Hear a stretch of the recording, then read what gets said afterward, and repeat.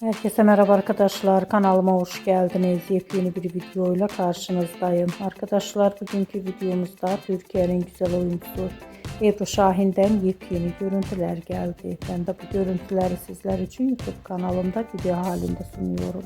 Umarım beğenirsiniz. Arkadaşlar videomu beğendiyseniz kanalımı izlemeyi ve bildirim butonuna basmayı unutmayın.